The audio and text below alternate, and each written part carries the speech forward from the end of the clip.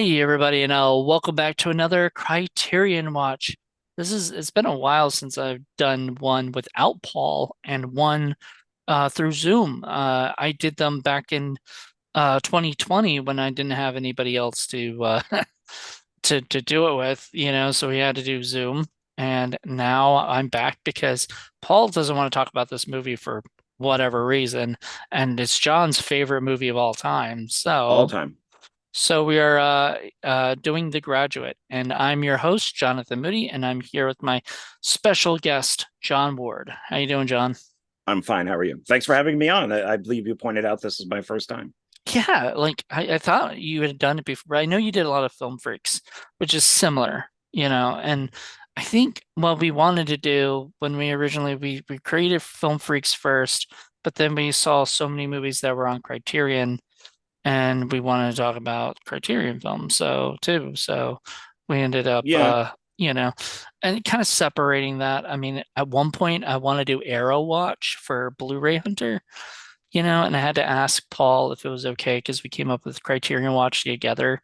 I didn't want to like just steal that, and he said it's okay. So but he doesn't want he doesn't want to do it because we got too many already and everything. So he's like, none, he might come on as a guest at some point, you know.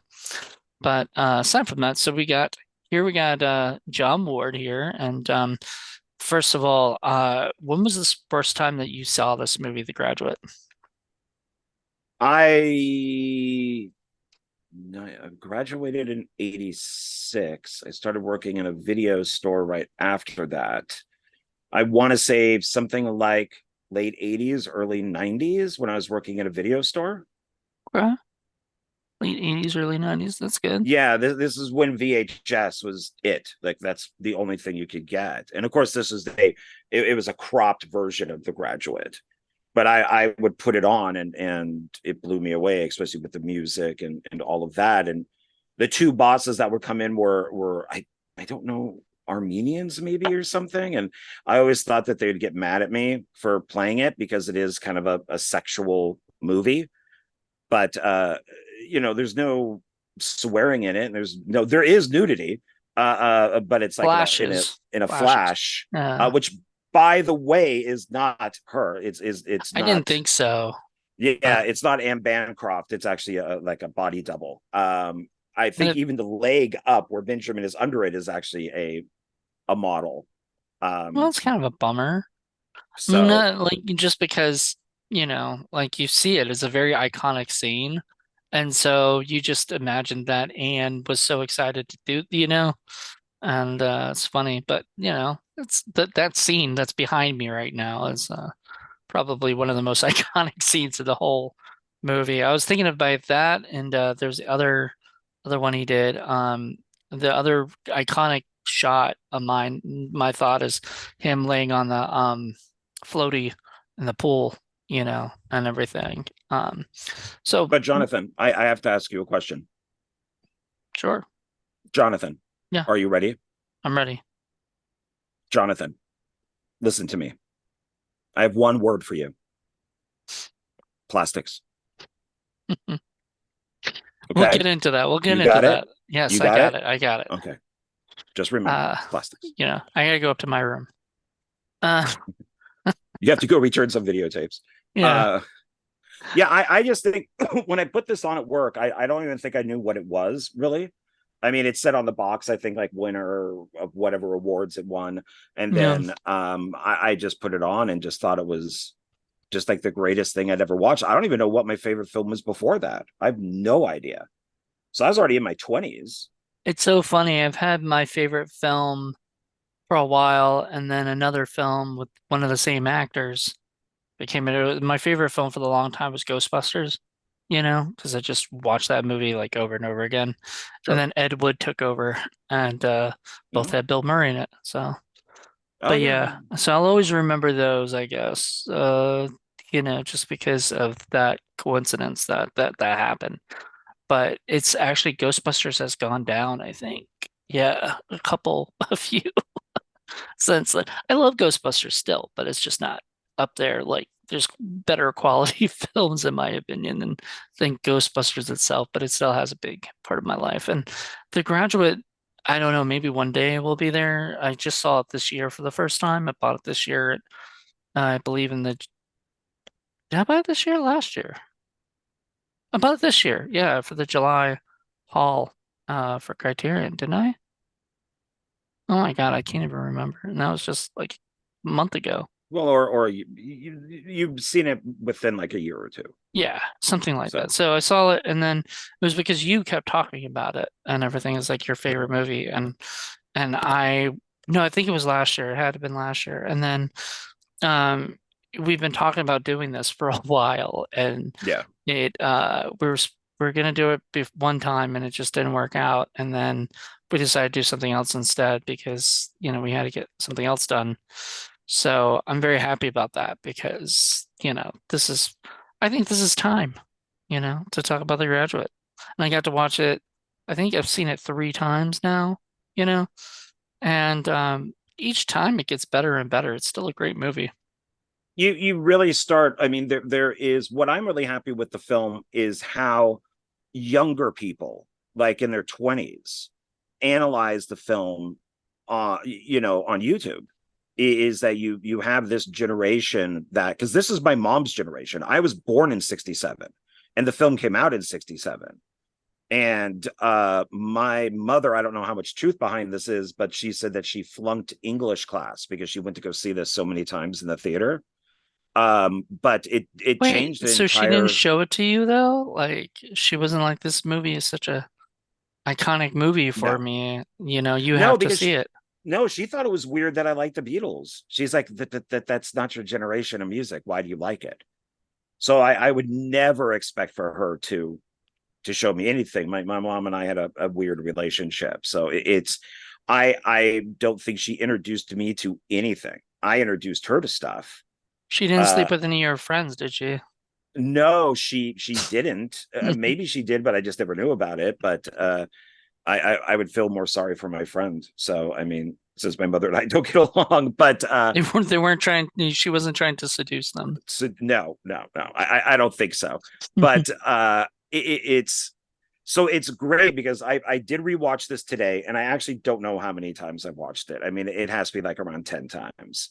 But when I got done watching it, is I did watch a whole bunch of those videos about Hmm. like critiquing or analyzing the film, and it's interesting hearing people's different points of view on what the movie means, and just seeing the picture of the person who's doing the video, you're like, oh, that guy's like 23. Right. Oh, he's maybe like 25. And it's like, wow, they're analyzing The Graduate. Like that's bizarre to me. I mean, but In it is on like the AFI Top 100, and it's sort of viewed as like this classic film that even people in like film schools probably should watch. Um, oh, definitely, because this is one of those films where every shot means something. I mean, this is my Criterion version of it, and I've got my criteria. It's the same criterion, like it looks the same. yeah, I'm a little disappointed in this in a way, because To the it special features. has like a booklet and stuff in it Hmm. too. Oh, it's kind of like a poster booklet. So it kind of comes out like that. But it's like a Oh poster yeah, they booklet. do a lot of those criterion. They get actually Yeah. getting a lot of flack for doing that because a I lot of collectors aren't liking them. it doesn't bother me any. I just keep it inside here. This cracks me up because I was thinking, oh, what if the sequel to this was Straw Dogs? Because that's pretty much the Straw Dogs poster. He That, just needs like the broken glass, the that glasses on is one eye. weird. Hold on a second. Let me But see. so what if he, dumped Elaine, and then started dating like Susan George, Ah, and then they went to God. England. Oof, it's weird. Yeah, they went to England and then met up with like her ex-boyfriends, and he had to like take shotguns and blow their feet off and everything. So Graduate 2, Straw Dogs. I But have straw dogs. We'll have to do that too someday. We'll I probably be love able Straw to Dogs. we'll be able to bring Paul on that one because I Yeah, guarantee you he loves that that's movie. Peck and Paw. So that's yeah. So Yeah, that's it's a great. I man's even like movie. the oh yeah, Peck and Paw's a man's man, and he makes movies for men. And I even like the remake of Straw Dogs. So With what's that guy's name? I wanted to Cyclops. okay, James Marsden. I wanted to say Josh Hartnett for some reason. Started with a J, but it's not. Josh Hartnett would have been okay, I think, in that role too. He just would have had to make sure his hair didn't look like his hair in Halloween H2O. He's not as good as an actor. I don't think so. I like the remake starts off with the Monkees Porpoise song, which is from the movie Head, which is great. And they're singing it in the car. So it was obviously in the script to play that song. And Nice. then I think the lead being like a screenwriter and his girlfriend being an actress, I think works well because she is Boswell, which is that Kate Boswell, I think, I think so. is she is so emaciated in that movie that she looks like a Hollywood actress. Hmm. And so I think it worked out well. So yeah, so maybe I mean, watch The Graduate and watch Straw Dogs, and maybe It's you'll funny. get I'm both. surprised nobody tried to remake The Graduate. Now we did have that joke in the player, that little scene in the player with The Graduate 2 idea. The Buck Yeah, Buck Henry is Henry and Tim Robbins. and Yeah, Tim Robbins is telling him or whatever, and Tim's just like, oh, like going along with it because uh, if you guys haven't seen the player, that's also Criterion. We did a Criterion watch, Paul and I did, and great movie. the biggest thing with that movie, like with a lot of it, is that the studios don't like writers, and stuff, which is true. Studios would do, I mean, that's why there's a writer's strike right now, and studios would do anything to just get rid of writers, or pay them less, get them out, sort of get them out of the picture, because, why do they need them? They're just kind of in the way, and they're, obnoxious, and they're, all this stuff. And so, but at least Tim Robbins' character is always, in the beginning at least, was listening to the writers pitch these things, and Well, yeah, because he loves Hollywood and Hollywood movies and all that type of stuff. And the guy who pitches him The Graduate 2 is Buck Henry, who's one of the writers and I'm guessing probably on set writer for The Graduate. And all of these people in The Graduate a lot of them are connected. So, like Anne Bancroft was married, or yeah, was at the time married to Mel Brooks. Mel Brooks worked with Buck Henry because they were the co-creators of like Get Smart and a lot of yeah, other like TV shows and stuff. And then it was Mike Lee, who I'm saying, not Mike Mike Nichols, who Nichols. saw Dustin Hoffman in a play and wanted Yep. him to come on board. And a lot of these things were connected. Like Mel Brooks convinced Anne Bancroft to make the movie because everybody warned her that it would destroy her career. And Right. and then Buck Henry, he was one of the guys that, and a lot of people might know maybe from Saturday Night Live. He's part of the I think they call it the Fivers, but it's like Steve Martin, Alec Baldwin, for hosts who have been on like 5 or more times. But he was also one of the writers on Saturday Night Live, and he's absolutely hilarious. Just as a person. And sadly, he's passed away. But it's in the book for The Graduate, which I've never read, but I've read enough about it, that the character of Benjamin is Robert Redford, and Robert Redford wanted to do the movie. Buck Henry said no, he's too good looking. No women would ever reject him. And Yeah. and so that's why they wanted to get you know Sorry, Dustin Hoffman. You know. yeah, it's kind of an insult in a way. But it's, and so, which is weird, is because then Kathleen Ross then who was nothing at the time. This film launched her career because she Hmm. was gorgeous. And then that's what got her Butch Cassidy and the Sundance Kid, With which Robert stars Redford. Robert Redford. Yeah, so there you go. Um, So it's all of this stuff kind of connects. so we're gonna go into a little bit of that because I got a bunch of background stuff. So it was released in 1967, and um let's see. It was directed by, we just mentioned it was directed by Mike Nichols, director of Who's Afraid of Virginia Woolf, Closer, The Birdcage with Robin Williams and Nathan Lane, Carnal Knowledge, and many, many more. I think, yeah. So then, let's But see. look who he was married to. I didn't even see that. Oh wait, I forgot to even write. Did I write down? No. Oh yeah. Sadly, he passed away November 19th, 2014, at the age of 83 due to a heart attack. So you're gonna actually see heart attack a lot in that, or you're gonna hear a heart attack a lot, sadly. But no, who was he married to? Let's see. Mike This Nichols. this tells you how intelligent Mike Nichols is to the person that he's married Oh to. wow. He was married to a few people. The fourth wife of him was Diane Sawyer. Yeah. So that tells you that they were on the same intellectual level Okay, together. cool. So I always thought that was cool. It was written by Calder Willingham, who wrote Paths of Glory, the Stanley Kubrick movie, The Vikings, One-Eyed Jacks, and Thieves Like Us, and much, much more.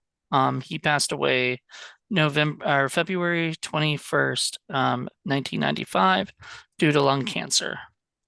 So, Buck Henry, who's co-created Get Smart with Mel Brooks, also did The Troublemaker, Candy, and Catch 22, which he co-wrote with Calder Willingham. And he's done more. You said he was Saturday Night Live and much other stuff. So Yeah, I he's, mean he worked with he was a comedian, first and foremost. And so if you look at his credits, he's in a lot of comedies with well-known people, like Albert Brooks. He was in Defending Your Life, and oh yeah, that's he right. they co-directed Heaven Can Wait with Warren Beatty, He's done a lot of which acting stuff too, which is pretty cool. oh yeah, he's a great actor too. He's very funny. Which incidentally, with like Bonnie and Clyde, that was the start of New Hollywood. And Bonnie and Clyde was like the first one. The one after that was The Graduate.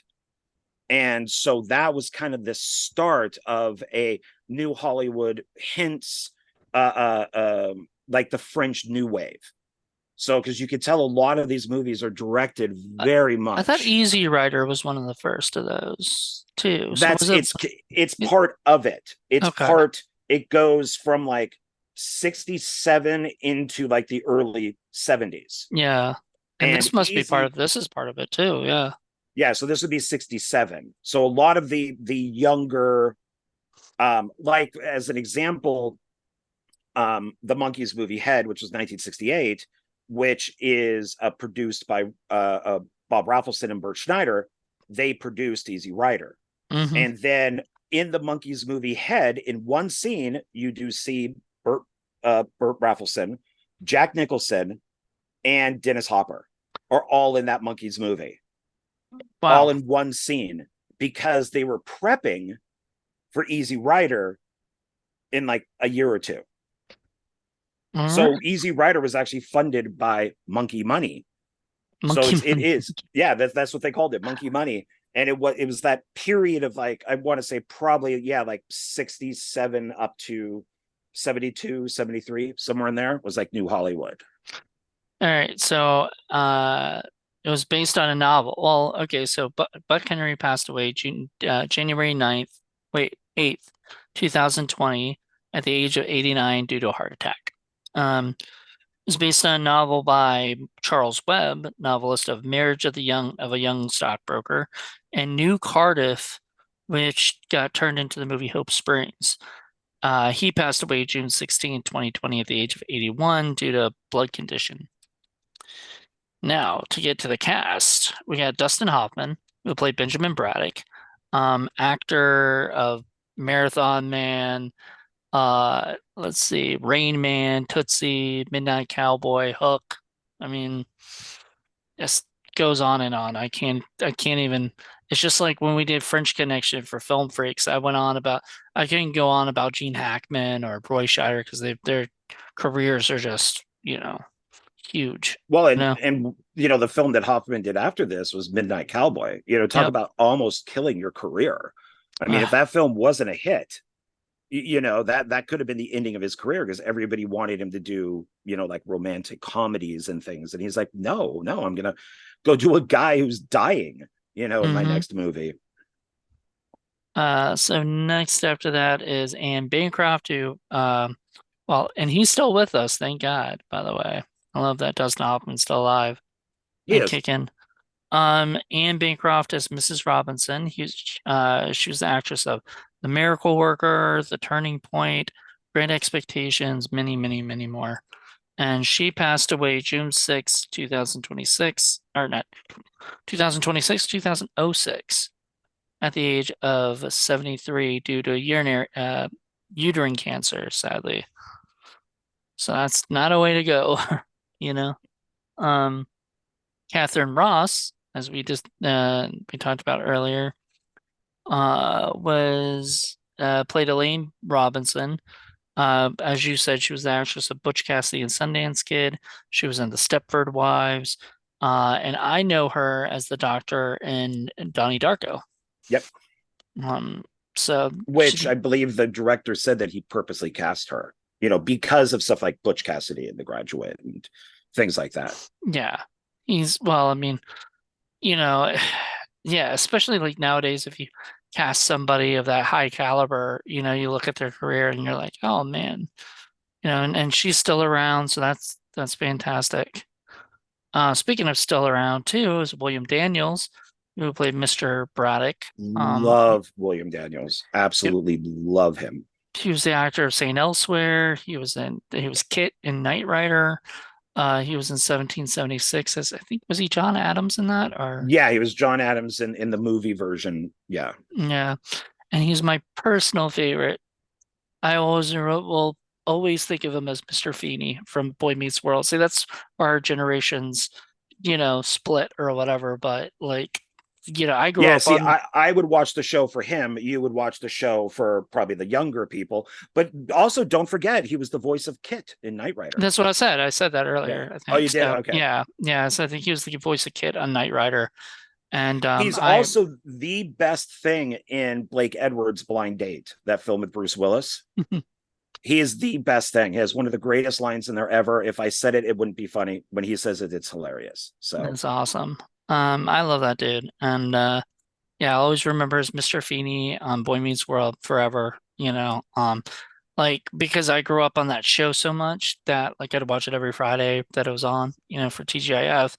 And it was almost like Mr. Feeney was my teacher, you know, like because I would see him so much. And I still watch to this day, still watch that show. It still fills me with like this kind of happiness, that a lot of shows don't feel don't give me anymore.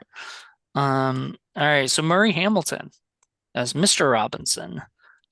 He was in Anatomy of a Murder, The Drowning Pool. I think that's the Clint Eastwood Dirty Harry movie. And probably his most known role is the mayor in Jaws. You know, um, yeah. And Jaws Judd, yeah, 1 and 2. he was one of those actors in Hollywood that was just absolutely loved. And during Jaws 2, while they were filming it, he found out that his wife had breast cancer. Oh, And so the studio said, look, you can go, you know, go do your thing, go be with her. But all they requested was, can we take like 2 days to finish your scenes and then just go? Like, there's no penalties, there's no nothing, we get it. And he shot his scenes and then he went to go be with her. And I believe she survived. I think she survived. But he was just like one of those guys that Hollywood loved. hmm. So he could do that where other people would be like, no, dude, you're going against your contract. We're going to sue you. But with him, it was no, go do what you need to do. But we do need at least to get your scenes done. Exactly.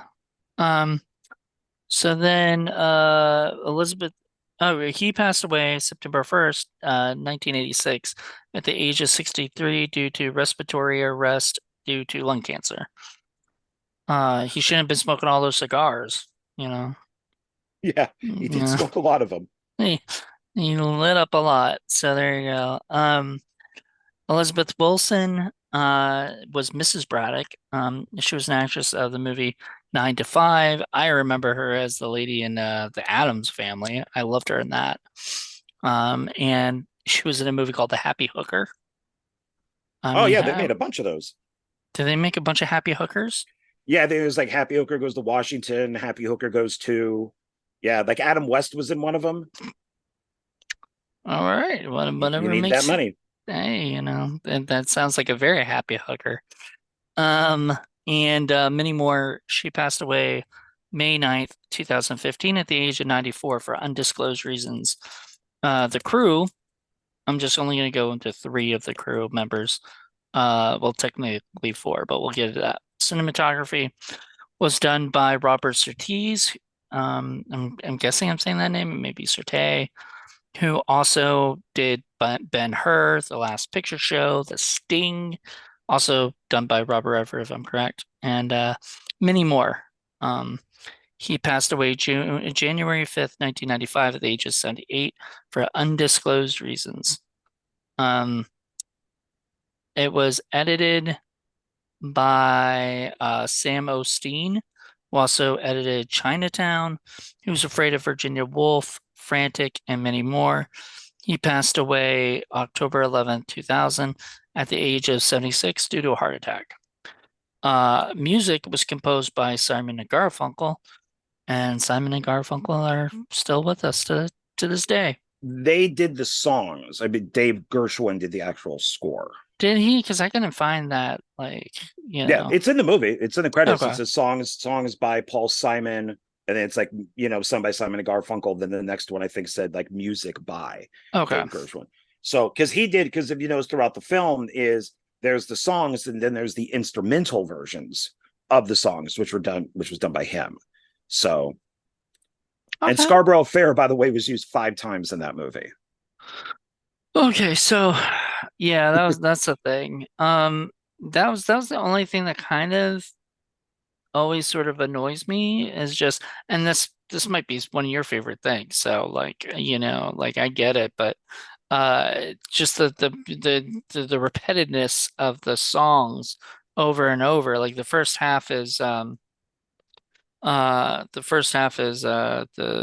Oh Darkness, My Old Friend, that bit. And then the second half is the Scarborough Fair. And maybe like in the middle, they have the, Mrs. Robinson song, which is the one everybody remembers, more so for the graduate. Which is my least favorite song out I of just all like of that them. he was like whistling it. So obviously that song was already written before, No, you it know. was the Nichols asked Paul Simon to write 3 songs, original songs. They used the one, but Mrs. Robinson was not an actual song yet. He wrote sections to use in the movie, and then they said, "We'll do a whole song," and that's what they released as a single for the movie. And That's the then one they everybody then Simon, remembers. yeah, then that's which is probably why I don't like it that much because the song doesn't make a lot of sense.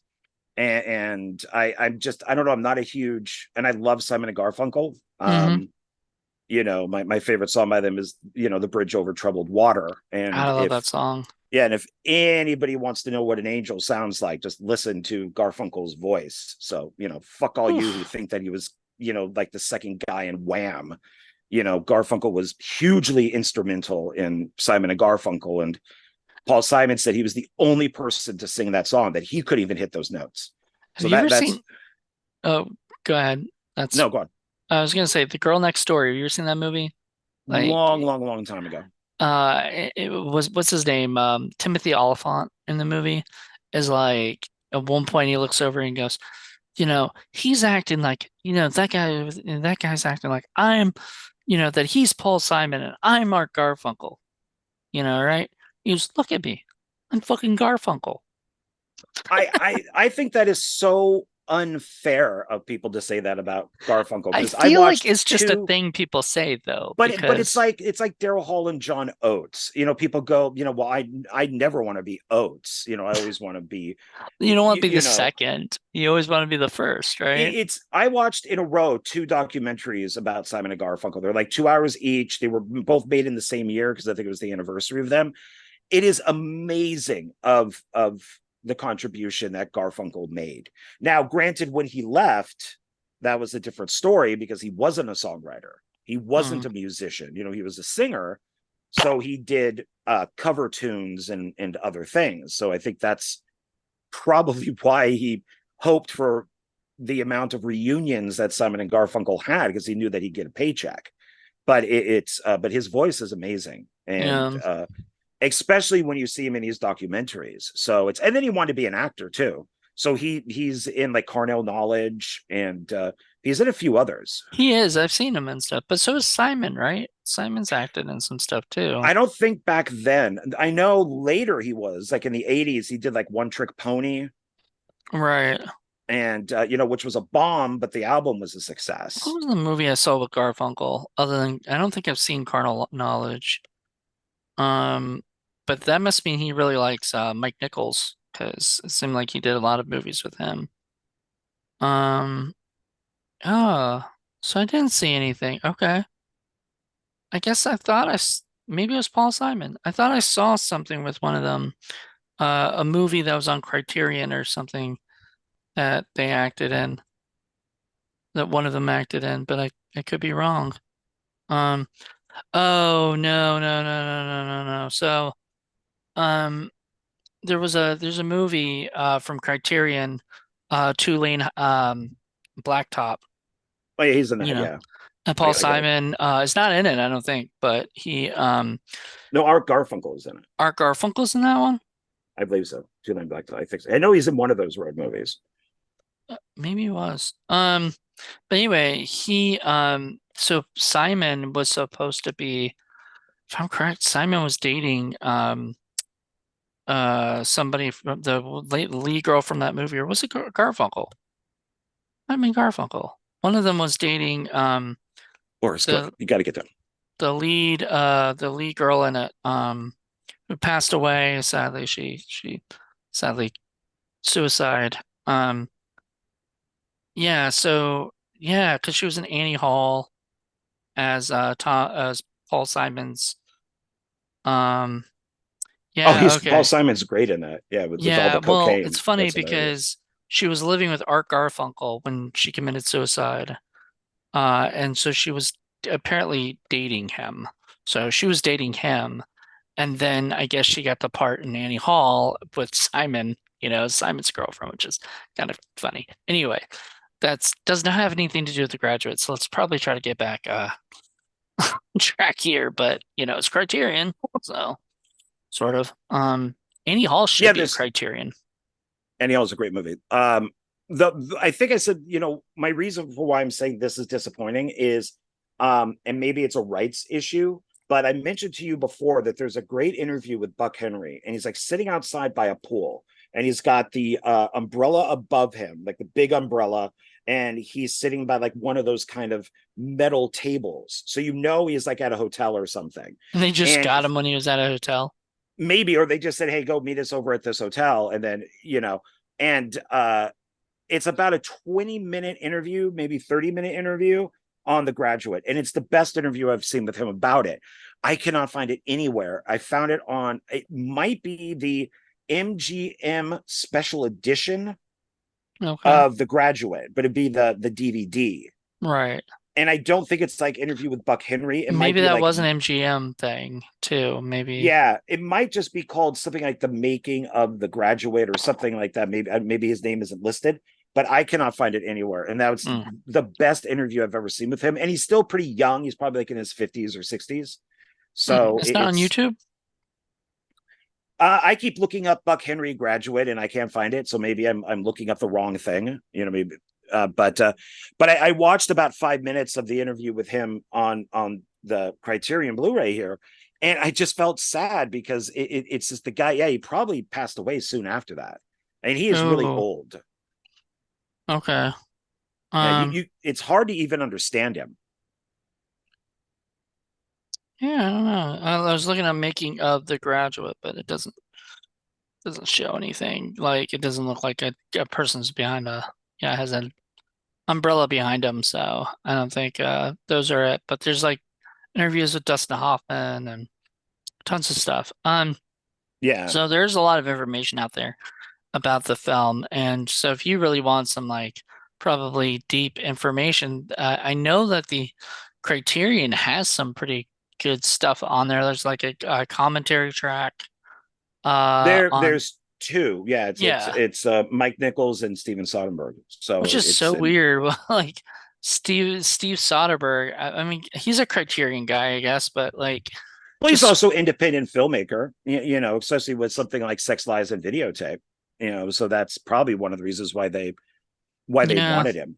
You know, There's an audio commentary from 1987 featuring film scholar Howard Suber. New interview with actor Dustin Hoffman. New conversation between producer Lawrence Turman and screenwriter Buck Henry. So I'm guessing that's the one you watched with Buck Henry. New interview with film writer and historian Bobby Osteen about editor Sam Osteen's work on The Graduate. Students of The Graduate, a short documentary from 2007 on the film's influence. That's kind of cool. Students of The Graduate. I'm guessing people talk about how it's yeah, the film has influenced many, many other people's, you know, filmmaking. This, if anyone were to remake The Graduate, which I know you probably would be against, in a way or whatever, but Wes Anderson would be the most close to like what this is sort of like. Don't particularly like him, but it's sort of his style of kind of weird, quirky stuff. you Yeah. excuse me, things like this have to almost be done by accident, because if you look at Mike Nichols' film before this, it was Who's Afraid of Virginia Woolf. So Right. he, you know, it's a black and white. He's directing basically a stage play on film, and it's very different from the look that he did for The Graduate. And he Right. was going to do Graduate first, but afraid of Who's Afraid of Virginia Woolf was just right there. It was ready to go, so he did that one first.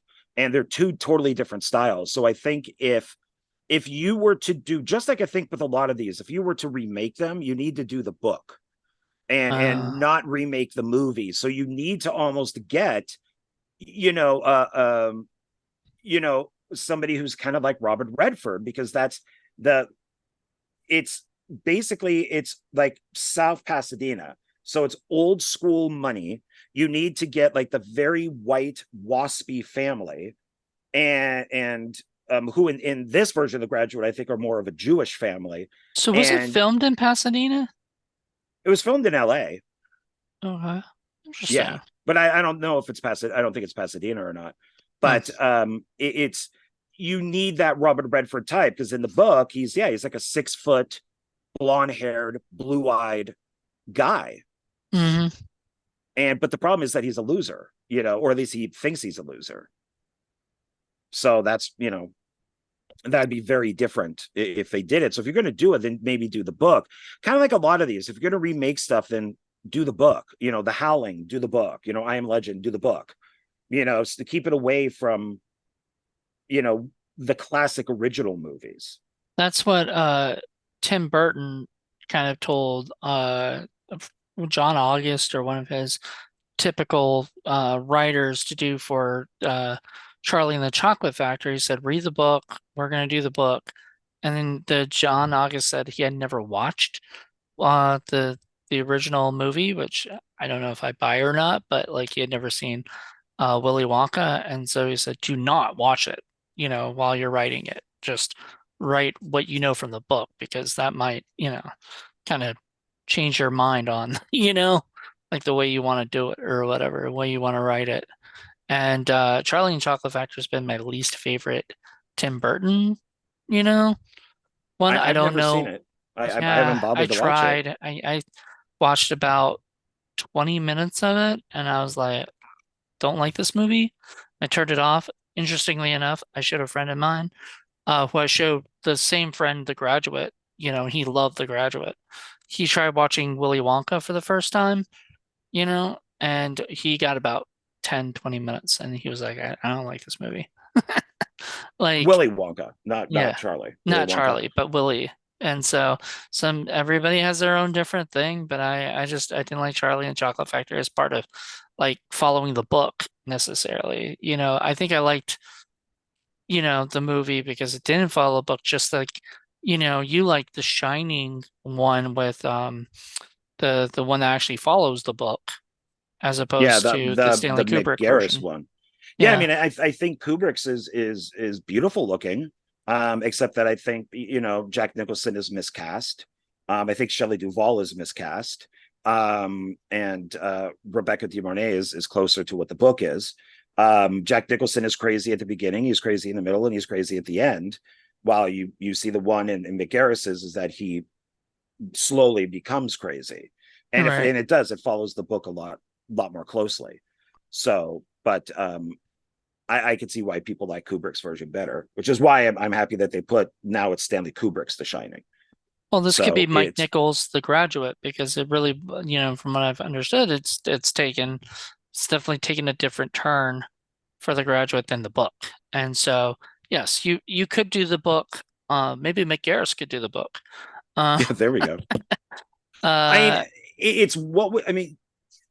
I don't know because like he being Mike Nichols decided to use Simon and Garfunkel instead of a traditional score. And granted, that is throughout the movie, but the songs are more in there. And especially to use one song 5 times. And he used, the sound of silence like 3 times. It's at the very beginning, which shows isolation, and then it's in the middle, and then it's at the end when they're on the bus. mhm. And it's in the two things that play into this film are darkness and water. And a lot of the stuff with Ben is in the dark. He's in his bedroom, it's the dark. When he's constantly in the swimming pool, or he's just kind of, he's by the fish tank Or that when has he's at water. that guy's house that he's like renting out the room. He's in the dark like the whole freaking time, pretty much. Like there's the scene with Elaine coming, and the scene with the father, and the father, Mr. Robinson tells him, "Do not turn on the lights," or whatever. I can see in the dark, all this Yes. stuff. So yeah, darkness is a big, I didn't even think about it, but yeah, darkness is a big part of this movie.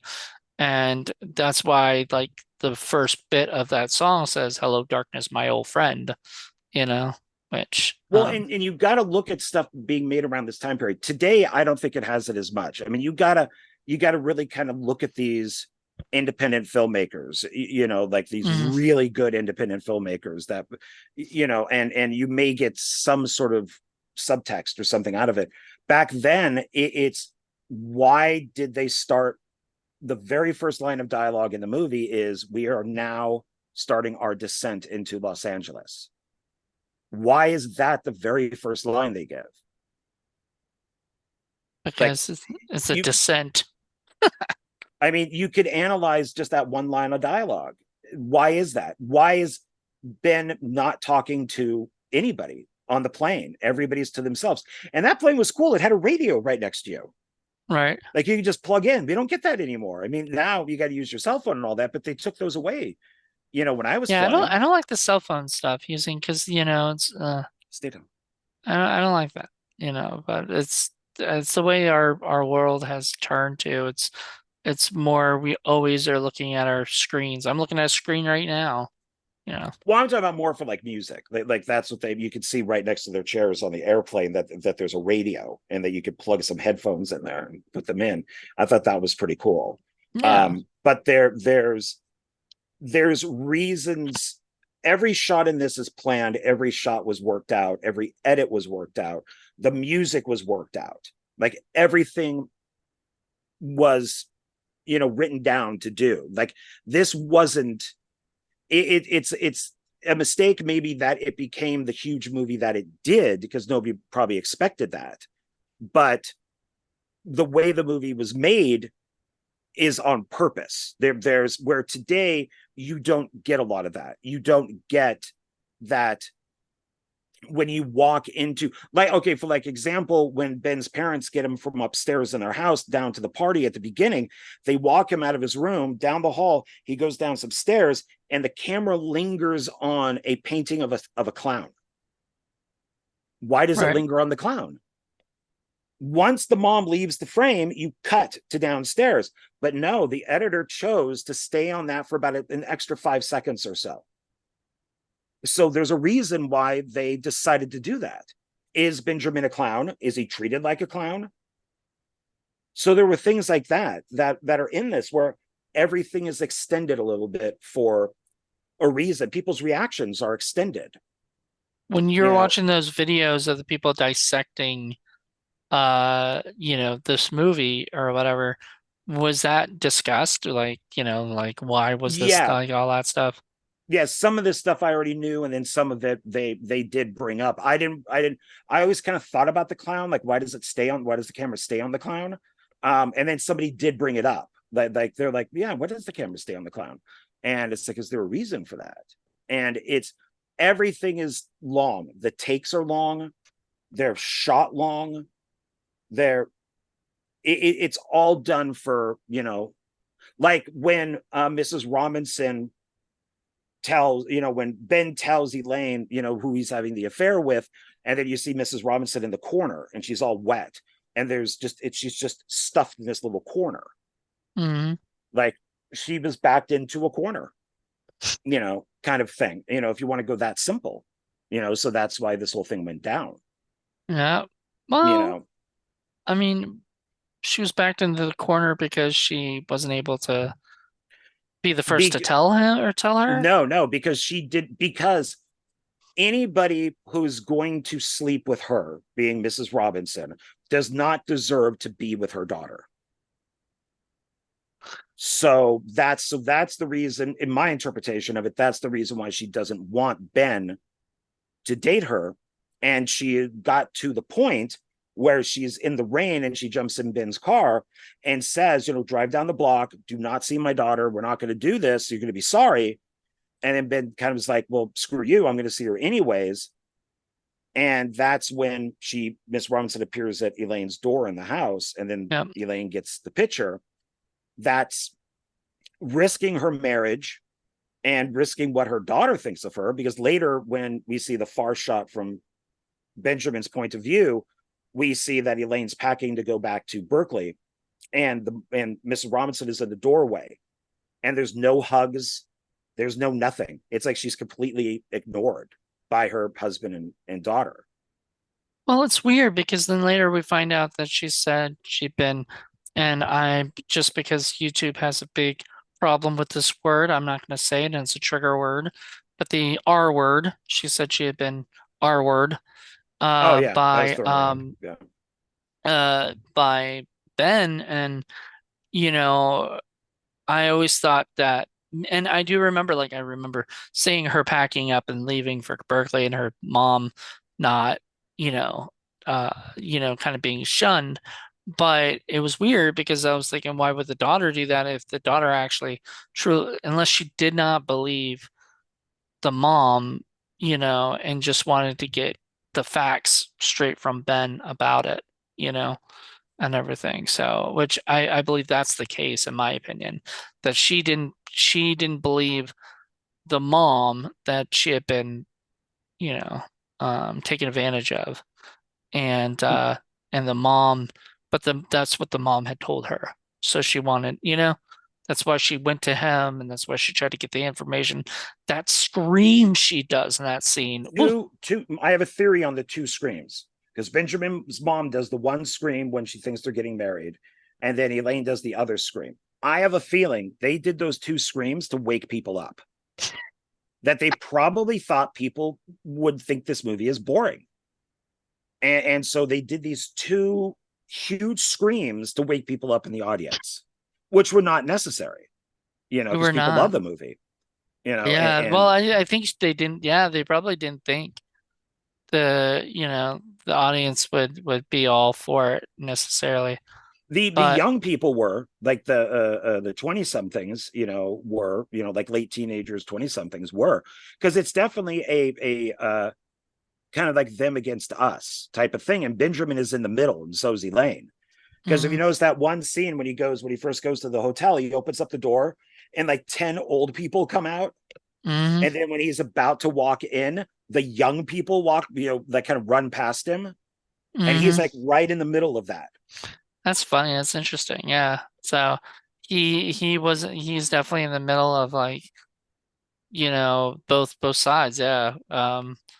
And I agree. Like I do think like this movie is one of those movies where if you watch it more and more, you'll see different stuff each time, that you didn't pick up on the last time or whatever. Like you could probably even watch it as close as you possibly can, and you'll still get something from it, which I think is amazing, you know. Yeah, because Benjamin grows throughout the film. At first, he's because also notice the adults never listen to him, Hmm. even after the affair and all that stuff.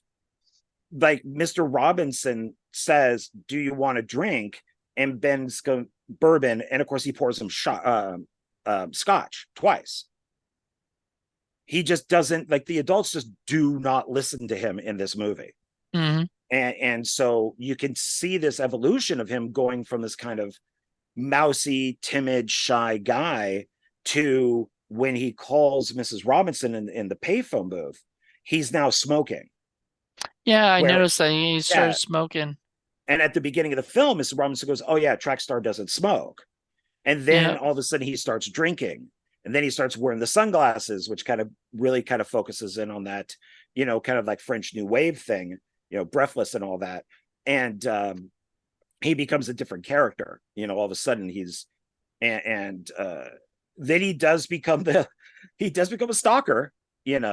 To yeah, quote, there's Rachel, was it Zelliger or whatever her name is? Weird, weird.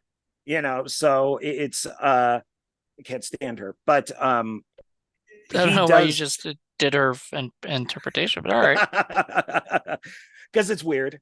Um, but he does when you rewatch the movie now, it's like, you know, is he obsessed with her? Is he a stalker? Is he actually in love with her after one date?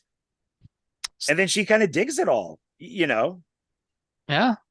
She's weird herself a little bit, like, but the mom, like, yeah, in the beginning, he's not smoking, he drinks, but he doesn't, whatever.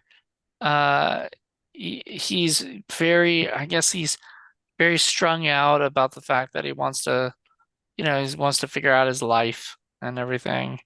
And then when he actually does take Mrs. Robinson up for that offer, big question, do you think he was a virgin? um Because he never there's answered that. no, and if you notice what gets him to go through with it is she's criticizing his penis. That's Yeah, the so it's all about him being inadequate. And yeah, he's like, "Whoa, okay, I'll show you." And then yeah. that's he slams the door and Well, it's reverse psychology in a way, or whatever, where she's just like, well, it's okay if your penis doesn't work. It's blah blah blah. And he's like, "We- oh, I'll show you, like yeah, shuts the door and then mm, he's ready to go. it's 4 years in college, and so maybe not. There might have been at one point where he had sex with somebody, but maybe he didn't like love them. I don't think so. The So only reason I it's say that is because you pointed out before we've talked about this. I thought he might have some kind of like Asperger's or something, or whatnot, which I don't think that was even talked about back then, But you pointed out he was just very shy, which is sort of very how he is. He might not have ever tried to ask somebody out or tried to do it because at one point in the thing, he's like, "What should I do?" And she's like, "Just watch me undress," like okay. he's asking her questions, and Well, stuff I about don't it. think he's had an affair before, but if you they list off a whole bunch of the stuff that he did in college. So I would have to assume that if he's like, editor of the newspaper and he's like, the best track star and he's all this, that some woman would like him, some Right. woman would want to get with him because he seems to be very outgoing in college. But when he gets back, but once he's out of college and he's back home and there's all these freaking adults that he doesn't he's like, now I don't know what to do. It's like, I'm put me back in college and I'd be fine. You think that the title The Graduate, kind of talk is sort of like he just graduated from college. Now he's sort of graduating into like the real world, you know? Could be. Yeah. A little bit because like that's the only thing I can think of like with the title The Graduate. Like I don't think they just thought, or I don't know if it was the book was called probably was called The Graduate, The book but is The Graduate. Yeah. I Yeah. don't think It was a book that nobody read. They right. got the rights for like pennies. That's awesome, Yeah. though, because Psycho, Alfred Hitchcock had to buy all the copies of the book and not let anybody see it because he wanted to make it, and everything. But before, he wanted it to be a surprise, but it was a completely different book, Psycho. Yeah. See, that's another one where why do a shot for shot remake like they did? Just do the book. Yeah, well, I forgot what the reason was that Hitchcock didn't want to do the book. He wasn't as interested in what the book had to say. He just was interested in the character, and the more he wanted to more base it on the whole idea of a what is it on on Norman base and half of it being on the girl who only lives for half the movie. Janet Leigh's character. Well, Spoiler alert. I mean, a lot of it seems to also to be just taking ideas. I mean, the book for Jaws is very different than the movie. It has, Jaws the Revenge, different book, but that was an adaptation of the book in that yeah, one. that was them basically writing from the screenplay. Yeah. But like Sheriff Brody is fat. He's like really fat and dumpy, and his wife has sex with Hooper. It's and the ending of the book, the shark doesn't explode. It Quint gets wrapped around it with a harpoon, and the shark dies from like exhaustion.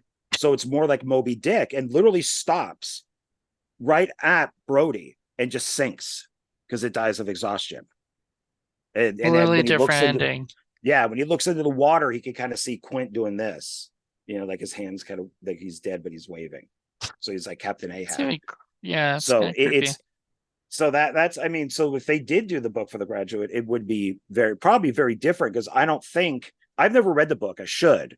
But I think a lot of it is different. Like I think the ending that I think they made that up. I don't at least I don't think it was to that degree because a lot of people were offended by Benjamin using the cross as a weapon and then blocking the door with it, the I Christians thought and that was a Catholics. great scene. Like, I don't Oh, know. it is great. Well, I'm a Christian and I still think that's and if you notice that the guy that Elaine is marrying is the book, tall, blue eyes, blonde hair. She's it's marrying the Robert book. Redford. Yeah. Yeah, Or and should have been. it's and the glass that Benjamin is hitting on. This I've known for a long time. They don't show it, but in the original cut or scene, he's hitting it like this, and the priest that was there almost kicked them out because that glass is irreplaceable. Like if the glass is like 100 years old or something, and it's irreplaceable glass, and so that's why he's up there doing it with his knuckles when we see him in the actual film, because the Right. priest was afraid that he was going to break the glass. And they had a problem finding a church because they wanted to use the cross as a weapon. So Oh because yeah, a lot of a lot of churches are probably people, like, no. yeah, find that offensive. Oh, and one and I do remember when he's in Berkeley and he's at that house that all the men are at. That's Norman Fell. That's Mr. Roper from Three's Company, Hmm. and it's also Richard Dreyfuss's first role. Yep. He's the guy. He pops his head in and goes, "Should I call the cops? I'll call the cops." So that, which I thought was pretty cool. I liked Norman Fell. I thought he was great in it. I never actually watched like I've seen episodes, but I never really like fully sat down and watched Three's Company like legit like a bunch of times or anything. So I need to actually sit down and maybe binge watch Three's Company at some point, because It's especially the stuff with the Ropers is really good because they're you'll once you know what I mean, you could probably find it on YouTube, but there's a thing called the roper, which is where he would be making fun of somebody over here. And of course, the canned laughter is behind him. And then he just looks to the camera and goes, and then he Right. turns back. And that became known as the roper. And every Ah, once in a while in a film, you would see somebody do that. And you're like, ah, that's the roper. They know the roper. I don't know what movies it is, but every once in a while, it's mostly in comedies where they would turn and break that wall and then kind of laugh to the camera. It's like, that's the roper. so real quick, I wanted to bring up the fact that it won one Academy Award for Best Director, for Mike Nichols, but was nominated for one, two, three, four, five other ones. So nominated for six Academy Awards. Best Actor, Dustin Hoffman; Actress, Anne Bancroft; Best Actress in Supporting Role, Katharine Ross; Best Writing in Adapted Work, Colder and Buck; and nominated for Best Cinematography. So, uh, this was a movie that like critics and other people just absolutely loved. You know, Well, it's funny that you bring up critics because one of those videos I watched is they showed Roger Ebert's review from 1967 and he gave it like 5 stars. 5 stars. So Yeah. His big complaint with the movie, and he's talked about this, and he says that he was totally wrong about it, is he goes, the Simon and Garfunkel music was totally wrong. Is that it should, he said that that's the one thing he didn't like in the movie. He's now changed his mind, or back then, because he's dead now. changed his tune. But yeah, but so they showed this review from 67. I think maybe it was maybe a 4 star, like it was 4 stars, not 5 stars type of thing. So I think it was like 1 out of 4 type of thing. So I think he gave it 4 stars. And then they showed a review from 97 Hmm. where he reviewed it and only gave it 3 because in the original review, he was looking at it from Benjamin's point of view and Right. Elaine's point of view. 97, now he's looking at it from the parents' point of view. So, Oh, where before Benjamin is the rebellious young man who doesn't know what to do with his future and he's not going to let his parents tell him what to do. Now in 97, Ebert's saying, what a snot nosed, egotistical brat Benjamin is. He's not listening to what his parents want. And so, because of his age, he has 2 different points of view.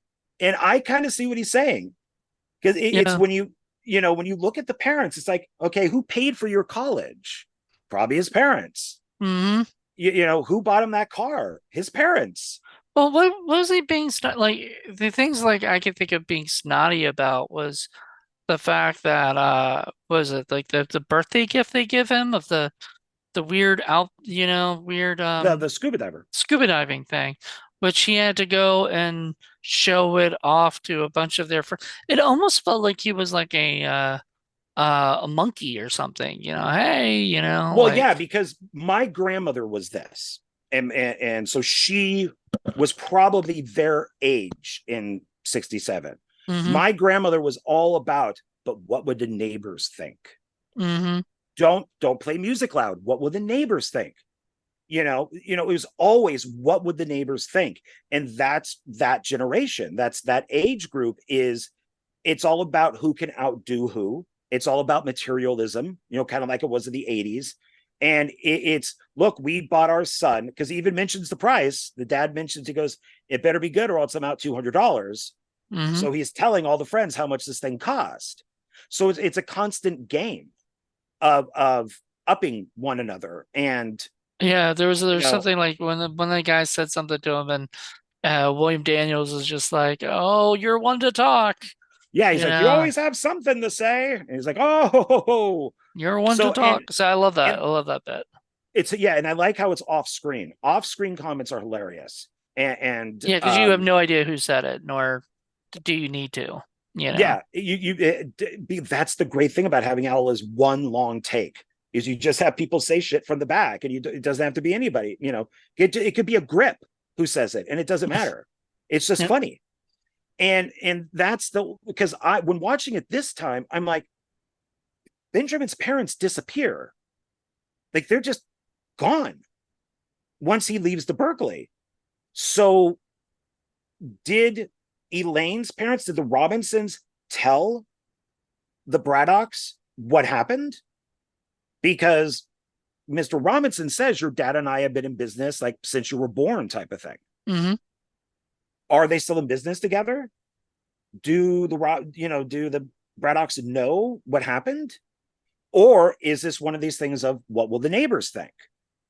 So we're not going to tell the neighbors. We're not going to tell the Braddocks what Hmm. happened. It's just going to be our family secret. Hmm. I Because you don't know. think at some point his parents would find out, but Well, we never hear from them again. it was so weird because that scene where he's just like, "Hey, I'm gonna marry Elaine," and they're just like, "Oh my God, that's amazing! I can't," blah, blah. And he was like, and he was like, "Well, I haven't told anybody yet. Oh, I haven't even told her yet. I mean, Yeah. Well, she doesn't that's when even he know I'm gets coming." into stalker mode. So that's what he becomes. It just And gets weird. Like it's such a quirky movie. he Uh, does get the more you watch it, and the older you get, the more creepy Benjamin becomes. I know. Like, well, I I'm just like looking at it going, okay, so he is now literally following her.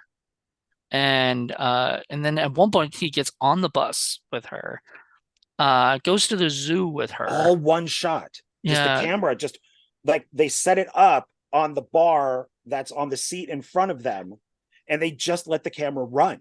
that was great. And then I mean, it's they're just amazing. chatting, and this lady is just like listening to this whole conversation or whatever. He's like, asking her, "Oh, where are you going?" Blah blah blah. Do you mind if I tag along and kind of stuff? And I'm surprised she didn't say go away, but like you said earlier, she became into it, or whatever. And Because I don't think that she wanted to marry the guy. That was the other because guy, that yeah. was that was the arranged marriage, basically. I'm guessing between that guy's family and the Robinsons was, They just wanted the other guy. They wanted Benjamin out of the picture any yeah, way they I don't could. think so at first, because they seem to be trying to hook both of their kids up at the beginning. Hmm. But then once the whole thing with Ben Oh happens, yeah, yeah. Well, I mean, once it's found out that he slept with the mother, the father had no interest, and the yeah, daughter, then it and went I to I the get it, like because when she was like trying to say at one point, like you're it's just not gonna work, and he's like, why? And I'm like, dude, the father hates you. You slept with the mother. This is gonna be the most awkward family dynamic I've ever seen. Like it wouldn't normally work, but in this movie, for some reason, I'm like just like, dude, go for it. Like, well, and he does. these days, yeah, there would be, they ride off in the bus at the end, which is the greatest thing. That in I did find on YouTube some scenes from 500 Days of Summer, Hmm. which I think would be actually a great, like I told you, a quasi sequel to this. Hmm. Unlike Rumor Has It, which was pure garbage, but But that was like Kevin, that was about the book or whatever, right? The that was the writing of the book, but the movie existed, and Kevin Costner was like, it was role reversal, where I think like he was Mrs. Robinson, but in like they've changed it to a woman in the book, something like uh, that. But that's who he's based off of, and Jennifer Aniston is more the uh, Benjamin character. But it's he was the only decent thing, is at least he kind of matched the book.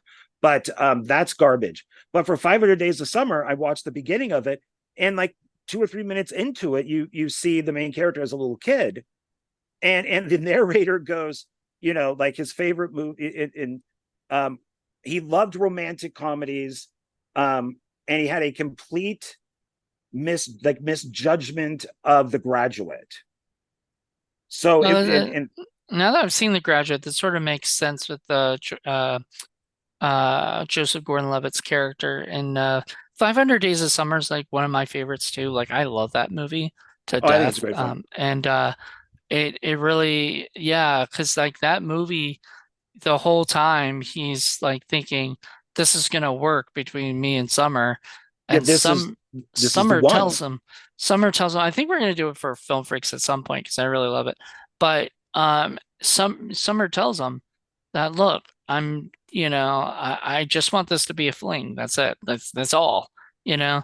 And he's like, yeah, well, it could be a fling because he's thinking in his head, he's got expectations that somehow he can change her mind over time and everything. And then when it doesn't go his way, you know, he ends up getting he there's a great scene in that movie. That this will be the last I talk about this movie necessarily. But before we get back to The Graduate, but there's this great scene where he's in a restaurant with this new girl he's supposed to be on a date with, and he can't stop talking about Summer. And so she starts kind of helping him figure it out, and at one point she goes, "So you're telling me that she laid everything out on the table for you, said she wasn't into having a relationship with Oh you, yeah, I remember this. wanted wanted a whatever, wanted it to be casual and all that, and you agreed to it, and now you're getting mad when you can't actually have a relationship with her. What is wrong with you?" And my heart broke when I heard that because I was like, that would be me.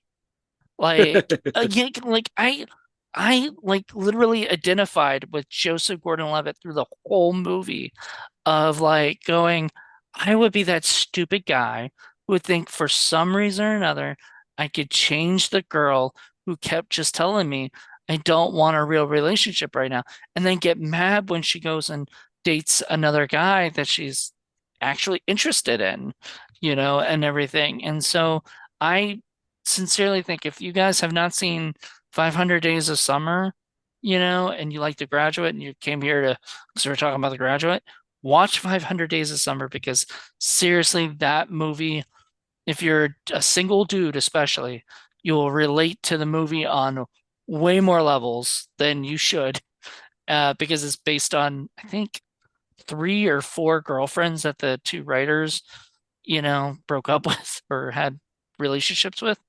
And Well, they're and just, they watch feel real. Yeah, and watch The Graduate first, and then watch it because they do go see The Graduate. I typed in the search for YouTube, 500 Days of Summer Graduate, and the scene came up, and he takes because it's his favorite movie. He takes her to the film. She's bawling her eyes out at the end, and he's like, "Is everything okay?" And she's like, "Yeah, everything's fine." And she just kind of walks away from him because I think that she realizes it's never going to work. Right. He's looking at this in a completely different light. He's looking at it as, look, they got each other, he fought for her, they're now on this bus. But if you watch The Graduate at the very end, their smiles really go to frowns.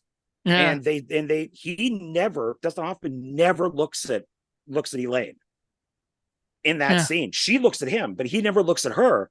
And I think at the end, when they're both just kind of like, oh, Like what's gonna happen now? yeah, it's like, what did Like we do? like where do we go from here? Yeah, and I think that the character that's in 500 Days of Summer looks at that in a completely different way, and He Summer looks at it probably looked like, at it in the he correct got the way. girl. He got the girl at the end. He did Yeah, everything he could. And you know what? Joseph Gordon-Levitt through the whole movie, his character is doing everything he can to get the girl, and it does not work out in the end. It's the exact opposite of The Graduate, except it does end with 500 Days of Autumn, you right. know, where Which is a great, it's a great ending and a great beginning with the text that comes up yeah, that says like this film is not actually based on anybody, and then it says the girl's name, and then it goes, especially not you, like Lauren, and then yeah. it just goes bitch at the end. I knew I was going to love that film just with those little credits right there. I think this is going to be a great movie. Yeah, it And was it was quirky, it was weird, but I mean, it had weird moments. It had moments where it went into some sort of fantasy stuff. This movie doesn't do that at all. This movie is very, very, yeah, well, grounded and in we reality. brought up with Garfunkel, Oates, and there's a Hall and Oates And song Hall and Oates in song, it. Yeah, after he has sex with her for the first time, and he's dancing down the he's street. dancing and everybody's coming up to him and it becomes like all of a sudden cartoon stuff starts coming and shit. That's one of Yeah, my, like the oh, cartoon birds and yeah, it's a rabbits great, and No, Yeah, I have to do it for Film Freaks because we got it's to a talk great about that film. movie. It's really, really good. And this will be my last thing, because then we will get back to fully into The Graduate. But you talked about expectations. The thing that a friend of mine and myself talked about is the expectations were not unreal. So what Yeah, they could have done is he gets Summer and throws her on the bed, and they make violent love or something, or something like that. That there's something that's completely Hollywood made, but his expectation is they're just having wine, they're just hanging out on the porch. She really loves the gift that he brought. It's right. very simple. Like, he kisses her, but nothing is like trying to rip her clothes off and have sex with her. Well, it was It's just like the he was trying to have a romantic relation. And he because there's that scene in 500 Days of Summer with expectations and reality. And it was a split That's what I'm talking screen. about. Yeah. Yeah, and a split screen. And he goes up and he sees Summer, and like his expectation was that they were gonna hang out, they were gonna get to know each other, they were gonna have a great time, or not get to know each other, but they were gonna talk some more, they were gonna have a good time. And she's gonna be like all into him and everything's going to be perfect. And the reality is, he gets there and finds out she's with somebody else. She spends all the whole time with somebody With a else. ring. She's married, she's engaged. All these things she didn't tell him at the when she saw him again. So and it really got me thinking about life of my how much time I have all these expectations when I plan things, when I and reality is not doesn't necessarily go with what I'm expecting. So, what he should have done, which is not in the movie, but he should have been happy for her in reality, and he should have said, thank you, thank you for inviting me, and only stay for a little bit and headed home and said, I guess that's over. But because he had such high expectations that things were gonna happen, it really crushed him hard. And Well, because he thinks because she invited him, right, that which is what you shouldn't do. I was dating somebody, and I had a party at my house when I was living with my mother. There were a lot of people there, surprisingly, and I only expected like a few, but like 50 showed up. nice. And I did, for some reason, invite an ex-girlfriend, Oof. and she thought that she was there for like us to get back together. And my friend goes, no, John's dating that girl over there. And she's like, then why am I here? and Uh, and I think she just ended up leaving. Like, I saw her walking, and then she was just gone. I think that she left, and that's kind of messed up. It's actually very right. messed up. And she shouldn't have invited him, because now, to go back to The Graduate, like, with he has expectations. Benjamin says different. So when his dad says, well, what do you want your future to be? He goes different, which it does. It's very different. Hmm. So that kind of did meet Benjamin's expectations. His life became incredibly different. While Yep. in 500 Days of Summer, the expectations were not met. He was Nope. very disappointed. Yep.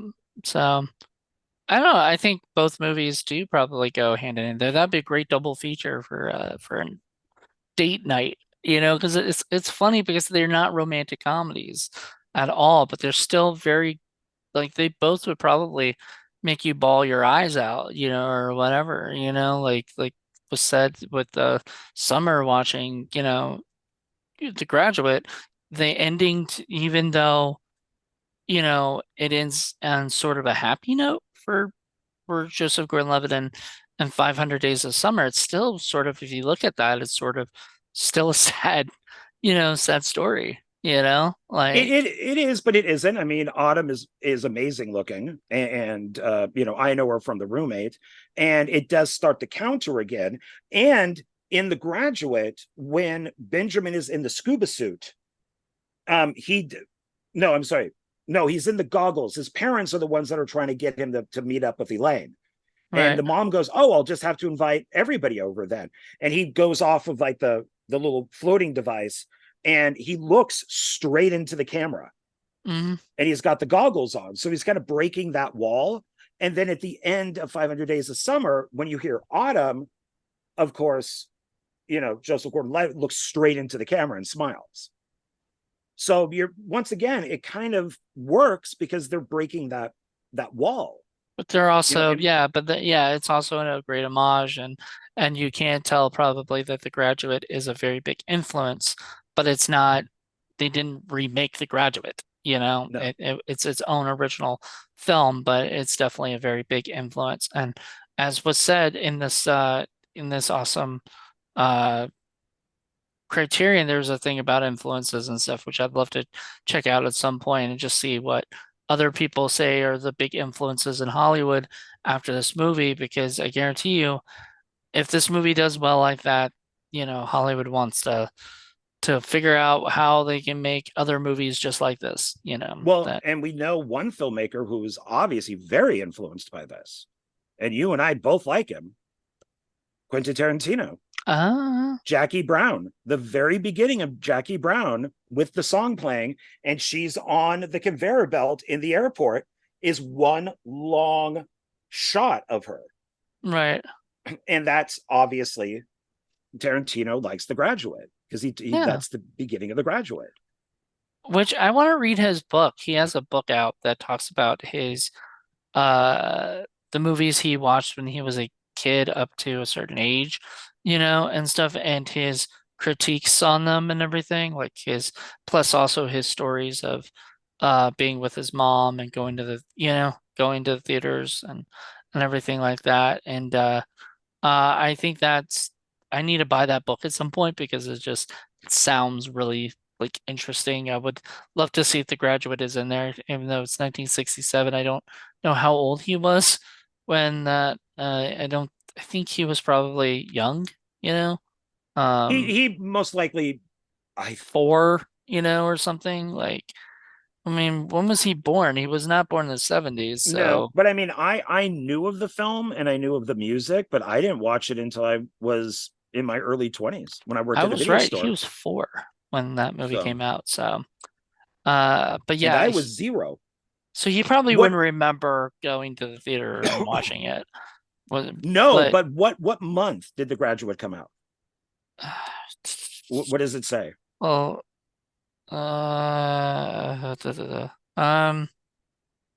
where's it? I swear I gotta had it. So I was born in September of 1967. It came out in December, December 21st, 1967. So my mom had me at 17. So Mm-hmm. I believe she was still in high school. I think that she was like a senior.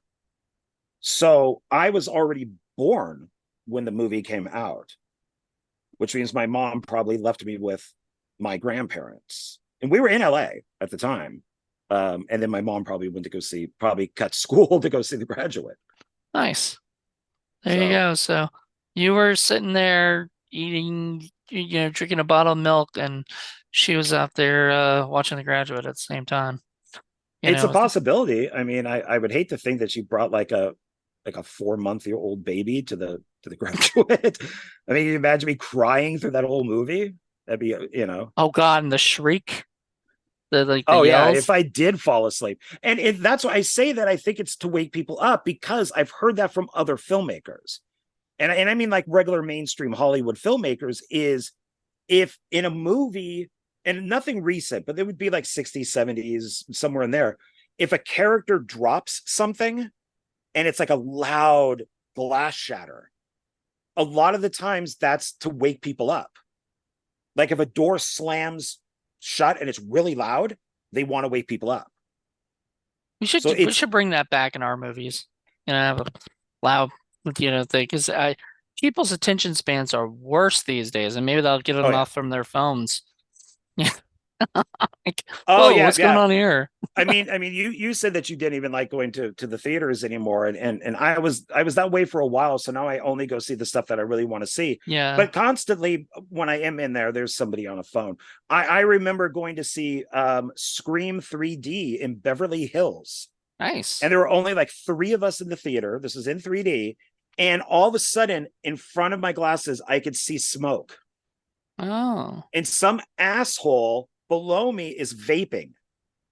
And it's going right in front of me. And I actually hucked ice at him. And he looked at me and I'm like, motherfucker, we're watching a 3D movie. I could see your smoke. And he did stop. But it was like, are you an idiot? Um,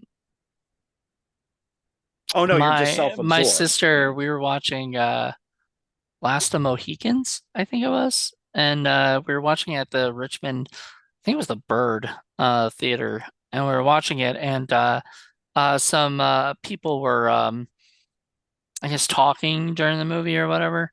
So my sister like kicks the seat and they stopped. And I was like, okay, so then the movie starts playing and like more and more whatever gets toward the end is kind of sad a little bit, but not, I mean, not really sad. Like, I mean, it, especially if you understand it's called The Last of the Mohicans, so you know what I mean? You know what you're in for. And so she starts bawling, crying, and like it was legit ugly cry, like just really loud and everything. And I was like,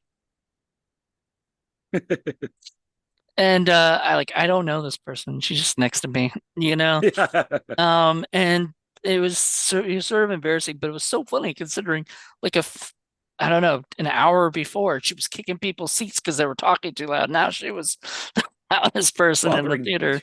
That just bawling happens. her eyes out. So it's yeah, that's funny. So, And that's but not like, oh I mean, it's not typical in Last of the Mohicans, I don't think. I don't think everybody like thinks, oh, I cried in that movie, you no, know? no. But I did tear up during the ending of Godzilla 1985 when I saw it in the theater when he falls into the volcano and does that Godzilla kind of like yell, like like he's hurt because he's falling into the volcano. I did tear up during that. Simon Pegg said in what is it in Spaced, the TV show Spaced that he was in, he was like, you want me to cry more, I'm be more sensitive. I cried when at the end of Terminator 2, when he's in the molten lava and the hand coming up, and That's a great scene. it's not I teared cry up it's during that not too. I crying think. worthy, I don't think. I don't think No, but I it's sad because you get to know Terminator and all that. So yeah, I mean it's not like the Terminator 1 where he's just a no, where dick, you yeah. and Yeah. you know. But I will say this because we're probably going to wrap up soon. I think that they with these types of movies like The Graduate, especially like the year that this came out, they need to get as many people that are still alive to do interviews and audio commentaries and all that stuff because we're not going to get that. All these people are. I mean, I don't. I don't remember if there was a date on. Yeah, like 2007 was the one that the commentaries are done. But then like I said, when I looked at the one with Buck Henry, I think it's when he's in his wheelchair and you Oh. could barely understand him. And he's in the room with the producer and you could barely understand him. But it's like at least they're there talking about the movie. Mm. And people, we need to get as many of these filmmakers to do this as possible. Because then you just get, historian Bob Smith on the audio Yeah, I commentary. mean Kino Lorber and Criterion and a bunch of these boutique labels who I love, typically they can't find the original director or something. Some of them is too old, If it's a movie made in 1940s, most likely the director's no longer with us, or whatever, and that kind of sucks, but it is what it is. And so they have to do the historians. They have to get audio commentary Yeah, I or mean, behind the scenes stuff with if you're them. re-releasing maybe like an Orson Welles movie, yeah, you're Right. obviously not going to get anybody who worked with Orson Welles. Unless But you summon Orson Welles from the grave. right. Do a seance for Orson.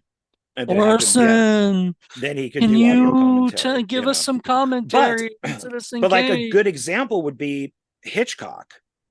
No, Yeah. I'm sorry, no, Orson Welles with Peter Bogdanovich. So since Bogdanovich pretty much documented like the last quarter of Orson Welles' life, Yeah.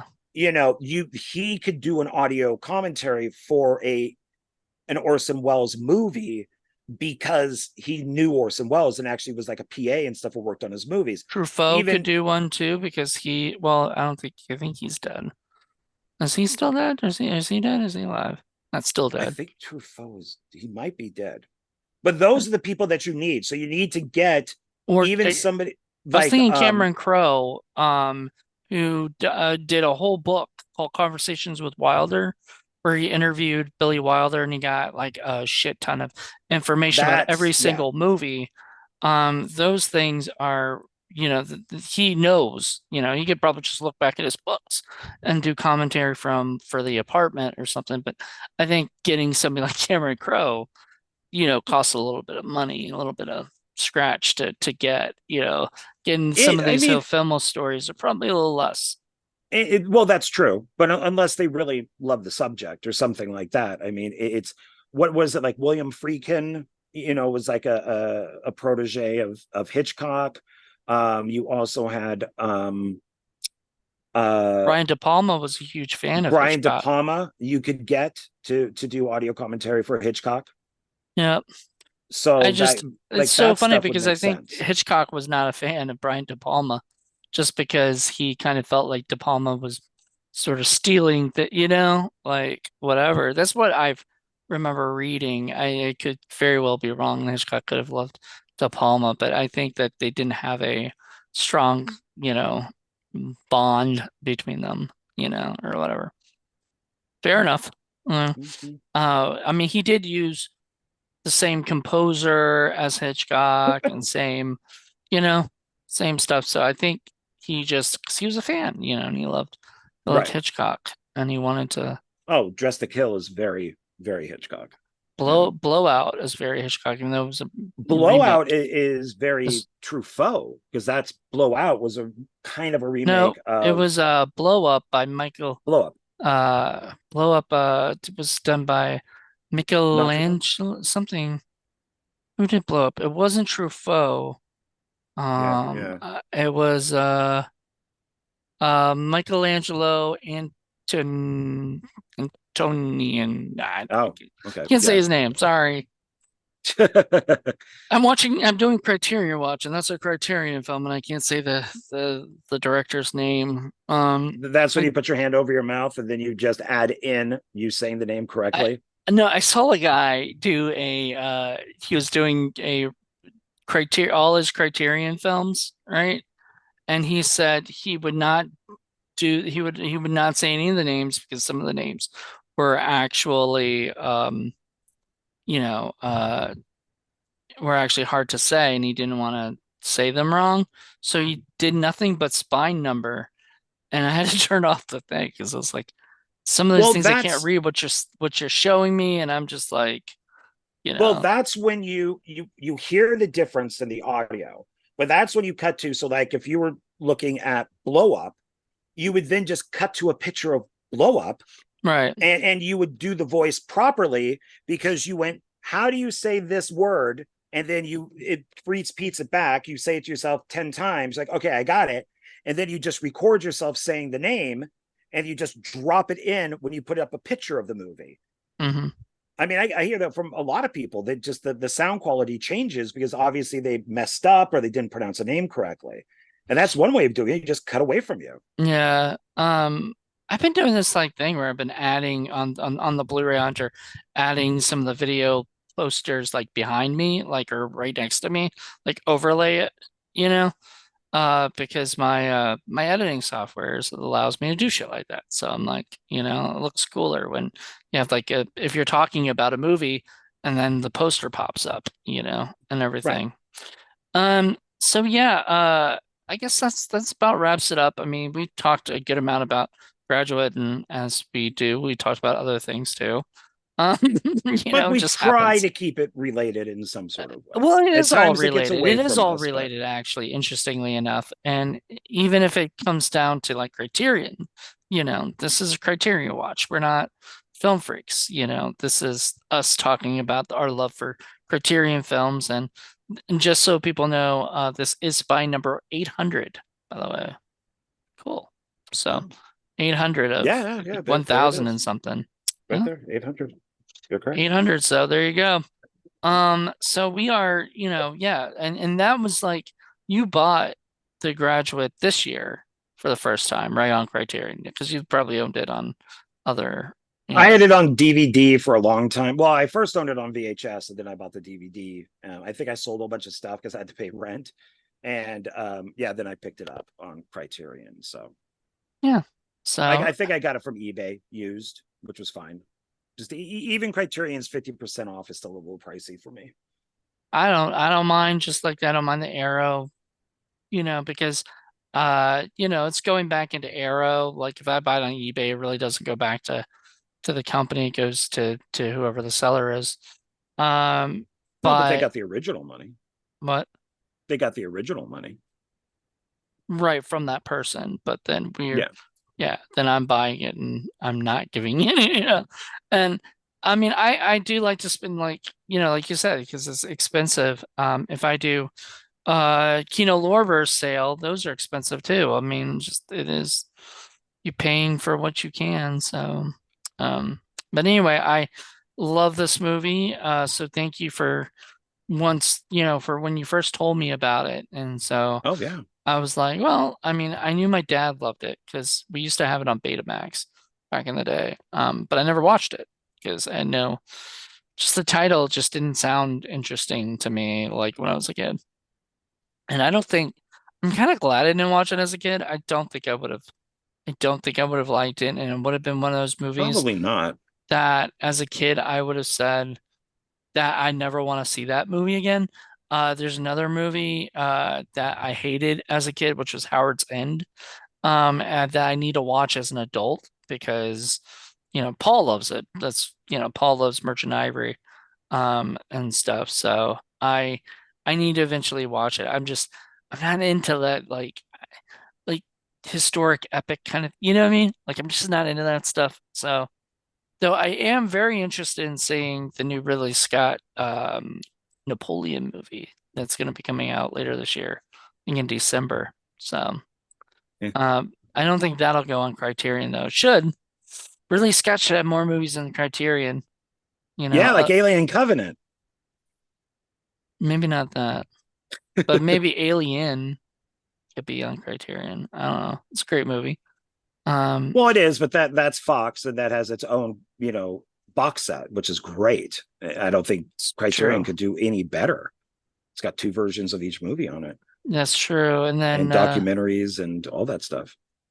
yeah, I don't have the box set, but I have the 4K of Alien and love it. So though I'm a little partial to Aliens a little bit more, you know. Um just I remember I'm not really that into people like in one location mainly, you know. You are not into Yeah. a lot of things. I have found out I'm over trying to expand my the few years stuff. that I've known you. Yeah, I'm trying to expand my horizons and watch stuff that I'm not, I'm not really that into. That's why I started the I zombie stuff and I'll go into westerns at some point and things like that. I can say I'm into everything unless it's bad, and then I don't want to watch it. Like I think every genre has its bad stuff. So if you're gonna, I love found footage, but if there's bad found footage, I can watch romantic comedies, but there's bad romantic comedies. So it just, so everything has its good and bad. So I don't think I would ever not watch something. Yeah, that's Westerns. I true. love westerns. I'm not into sports. Unforgiven and Unforgiven's great, and I'm not even into sports, but I love movies about sports. You and I I'm watched not that into sports Lakers either. I show. love, you know what? The Lakers. We watched that Lakers show on Max. Yeah. So Yeah, the dynasty, the Lakers dynasty. yeah, and I know And nothing about the Lakers except for what they're telling me on that show, and I'm into it. I like it. yeah, I liked that our buddy G. Larry Butler, who you met as well. I mean, you met him on set, one of the Yes. movies, and he was in, freaking the Lakers show. So Winning Time, that's the show. And Yeah. he was in the first season. Sadly, he's not in the second season, which kind of a bummer. I don't know if that character was in the next like year or whatever, because it's supposed to be the next year when the Lakers were Yeah, basically it on seems to go top. by season. So yeah, that Yeah, was like the season. first season, and then like season of the game, not Yeah. TV show. But now we're on like Yeah, the but each season is the next season of the game. Yeah. right. So I'm really, I know like I think a couple episodes are already out right now and it is Sunday, so it should be out, that we're recording this, so the next episode should be out today. But Yeah, I'm just I'm gonna wait till it's all done, then just binge watch all of them on Max, or whatever. But I like I like sports movies. I realized recently, and Paul was shocked, but I love movies about like Beyonce, you know, not just pirates, but like any kind of seafaring, especially horror oh, see, sea okay, stuff. So okay, if you're gotcha. out on the sea, that's why I was telling you about that movie Adrift that I was mainly about people being stuck on the sea. And I love that kind of shit because I mean, not that I want to But necessarily that's be one there. location.